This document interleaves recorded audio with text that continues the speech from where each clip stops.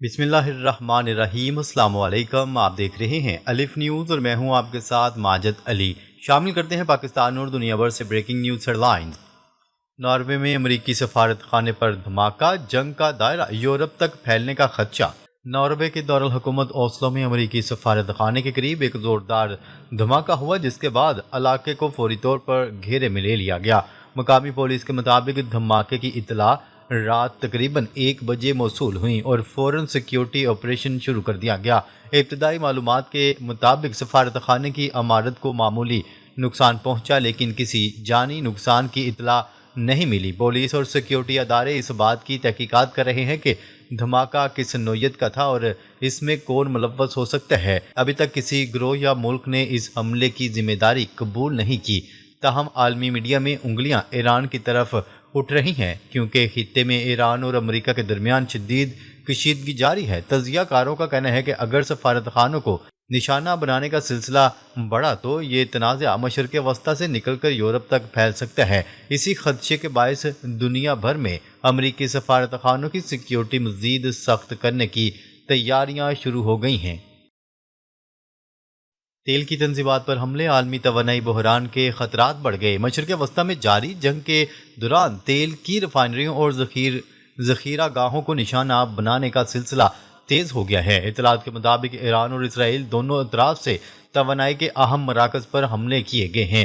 ایران کا کہنا ہے کہ اس کی ریفائنریوں پر حملوں کے جواب میں اسرائیل کی حیفا آئل ریفائنری کو نشانہ بنایا گیا۔ ان حملوں کے نتیجے میں کئی مقامات پر شدید آگ بھڑک اٹھی اور تیل کے بڑے ذخائر تباہ ہو گئے۔ ماہرین کا کہنا ہے کہ ریفائنریوں کو نقصان پہنچنے کے بعد اسے دوبارہ فعال کرنے میں کئی مہینے لگ سکتے ہیں۔ اسی وجہ سے عالمی منڈی میں تیل کی قیمتوں میں تیزی سے اضافہ دیکھنے میں آ رہا ہے۔ توانائی کے ماہرین کے مطابق اگر یہ سلسلہ جاری رہا تو عالمی سپلائی چین بھی بری طرح متاثر ہو سکتی ہے۔ یہ صورتحال نہ صرف خطے بلکہ پوری دنیا کی معیشت پر گہرے اثرات ڈال سکتی ہے۔ قطر سے LNG سپلائی بند، پاکستان میں توانائی بحران کا خدشہ۔ جنگی کشیدگی کے باعث قطر کے کئی LNG پلانٹس عارضی طور پر بند کر دیے گئے ہیں۔ اس فیصلے کے بعد پاکستان کو ملنے والی گیس کی سپلائی شدید متاثر ہونے کا خدشہ پیدا ہو گیا ہے۔ پاکستان اپنی LNG کی ضروریات کا تقریباً 80 سے 90% حصہ قطر سے حاصل کرتا ہے۔ ماہرین کے مطابق اگر سپلائی طویل عرصے تک بند رہی تو صنعتی شعبہ سب سے زیادہ متاثر ہوگا۔ بجلی بنانے والے کئی پاور پلانٹس بھی اسی گیس پر انحصار کرتے ہیں۔ LNG کی کمی سے صنعتوں کی پیداوار کم ہو سکتی ہے اور لوڈ شیڈنگ بڑھنے کا خدشہ بھی ہے۔ کاروباری حلقوں نے حکومت سے فوری متبادل انتظامات کرنے کا مطالبہ کر دیا ہے۔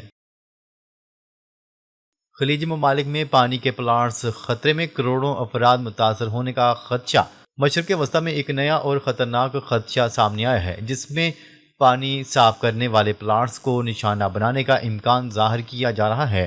بحرین نے دعویٰ کیا ہے کہ ایک ڈرون حملے میں پانی کو میٹھا بنانے والے پلانٹ کو نقصان پہنچا ہے۔ یہ پلانٹ سمندر کے کھارے پانی کو پینے کے قابل بنانے کے لیے استعمال ہوتے ہیں۔ خلیجی ممالک میں لاکھوں نہیں بلکہ کروڑوں افراد کا انحصار انہی پلانٹس پر ہے۔ کویت اپنی پانی کی ضروریات کا تقریباً 90% انہی پلانٹ سے حاصل کرتا ہے۔ اسی طرح عمان 86%، سعودی عرب 70% اور متحدہ عرب امارات 42% پانی یہاں سے لیتے ہیں۔ ماہرین کے مطابق اگر ان پلانٹس کو نشانہ بنایا گیا تو خطے میں شدید انسانی بحران پیدا ہو سکتا ہے۔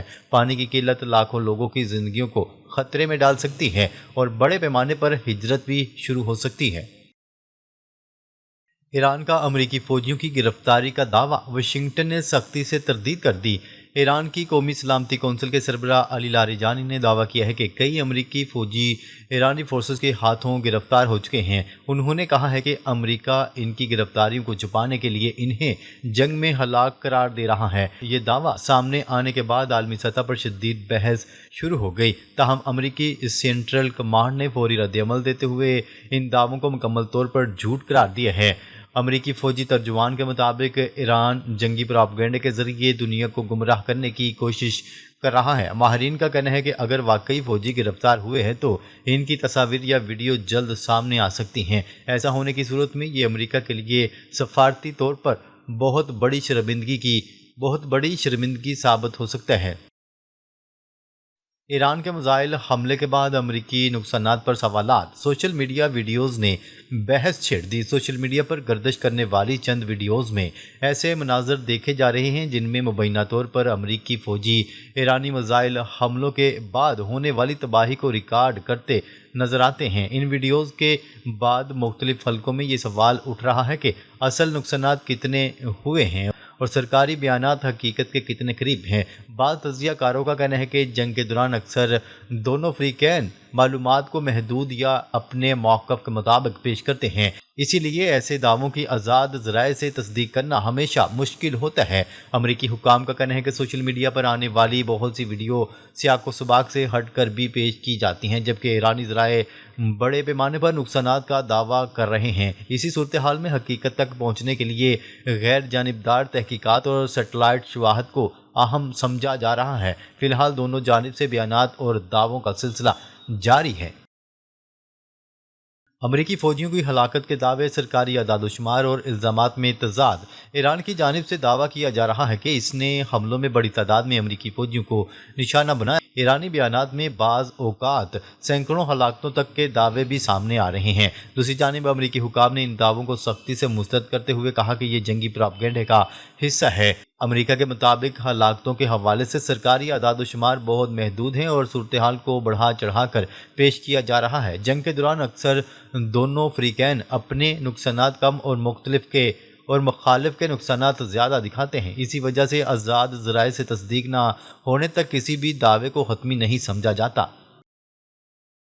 اسرائیل اور لبنان کے درمیان کشیدگی میں اضافہ۔ موجودہ کشیدگی کے دوران اسرائیل اور لبنان کے درمیان بھی صورتحال مزید خراب ہوتی نظر آ رہی ہے۔ کچھ رپورٹس کے مطابق سرحدی علاقوں میں حملوں اور جوابی کارروائیوں کا سلسلہ جاری ہے۔ لبنان میں عام شہری علاقوں کو پہنچنے والے نقصانات کی خبریں بھی سامنے آ رہی ہیں۔ دوسری جانب اسرائیلی حکام کا کہنا ہے کہ وہ اپنی سلامتی کے دفاع میں کارروائیاں کر رہے ہیں۔ جنگی ماحول میں شہری علاقوں کو نقصان پہنچنے کا خطرہ ہمیشہ بڑھ جاتا ہے۔ انسانی حقوق کی تنظیمیں دونوں فریقین سے شہریوں کے تحفظ کا مطالبہ کر رہی ہیں۔ علاقے میں کشیدگی بڑھنے سے پورے مشرق وسطیٰ میں بڑے تنازع کا خدشہ پیدا ہو گیا ہے۔ تیل کی عالمی منڈی میں ہلچل، آبِ ہرمز کی صورتحال نے قیمتیں بڑھا دیں۔ مشرق وسطیٰ میں کشیدگی کے باعث عالمی تیل کی منڈیاں شدید دباؤ کا شکار ہو گئی ہیں۔ آبِ ہرمز کی صورتحال غیر یقینی ہونے کی وجہ سے تیل کی ترسیل متاثر ہونے کا خدشہ پیدا ہوا ہے۔ یہ راستہ دنیا کی بڑی مقدار میں تیل کی سپلائی کے لیے انتہائی اہم سمجھا جاتا ہے۔ اسی وجہ سے عالمی منڈی میں قیمتیں تیزی سے اوپر جا رہی ہیں۔ ایشیا کے کئی ممالک جیسے چین، جنوبی کوریا اور بھارت اسی راستے سے آنے والے تیل پر انحصار کرتے ہیں۔ اگر ترسیل میں رکاوٹ پیدا ہوئی تو توانائی بحران مزید شدید ہو سکتا ہے۔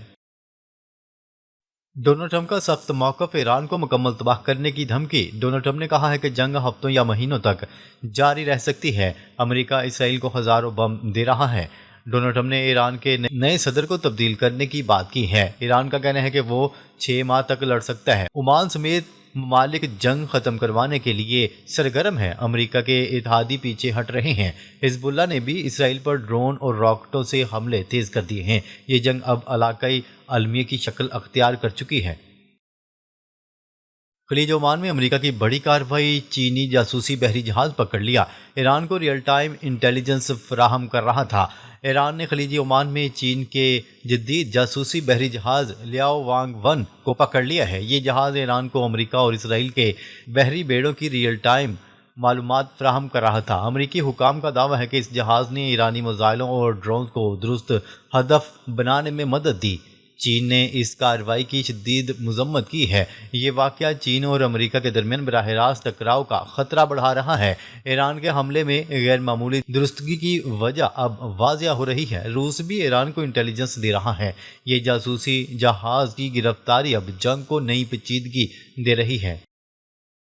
تہران میں آسمان سے تیل کی بارش، امریکہ اور اسرائیل نے تیل کے بڑے ڈیپو تباہ کر دیے۔ امریکہ اور اسرائیل کے حملوں میں تہران کے تیل کے ذخائر اور ریفائنریوں کو شدید نقصان پہنچایا گیا۔ نتیجے میں آسمان سے سیاہ دھواں اور تیل کی بارش ہو رہی ہے۔ CNN سمیت مغربی میڈیا نے تہران سے یہ خوفناک منظر دکھائے ہیں۔ تیل کے ڈیپو جلنے سے پورا شہر سیاہ دھوئیں میں گھرا ہوا ہے۔ ہزاروں لوگ متاثر ہوئے ہیں اور ماحولیاتی آلودگی شدید ہو گئی ہے۔ یہ پہلا موقع ہے کہ تیل کی تنصیبات کو براہ راست نشانہ بنایا گیا۔ ایران کی معیشت کو بہت بڑا دھچکا لگا ہے۔ یہ حملے جنگ کے 9ویں دن ہوئے۔ ایران کا نیا سپریم لیڈر منتخب خمینی کی شہادت کے بعد مجلس خبرگان کا اتفاق۔ آیت اللہ خامنئی کی شہادت کے بعد ایران کی مجلس خبرگان نے نیا سپریم لیڈر منتخب کر لیا۔ رکن میر باقری نے بتایا کہ زیادہ تر ارکان متفق ہو گئے ہیں۔ اعلان بہت جلد کیا جائے گا تاکہ نئے لیڈر کی سیکیورٹی یقینی بنائی جا سکے۔ امریکہ اور اسرائیل نئے لیڈر کو بھی نشانہ بنانے کی دھمکی دے رہے ہیں۔ یہ انتخاب جنگ کے دوران ہوا ہے۔ ایران کی فوج اور عوام نئے لیڈر سے سخت جواب کا انتظار کر رہے ہیں۔ یہ ایران کی تاریخ کا اہم موڑ ہے۔ ناظرین، اب تک کے لیے اتنا ہی۔ مزید خبریں لے کر بہت جلد آپ کی خدمت میں حاضر ہوں گے۔ تب تک کے لیے اپنا خیال رکھیے گا۔ اللہ نگہبان۔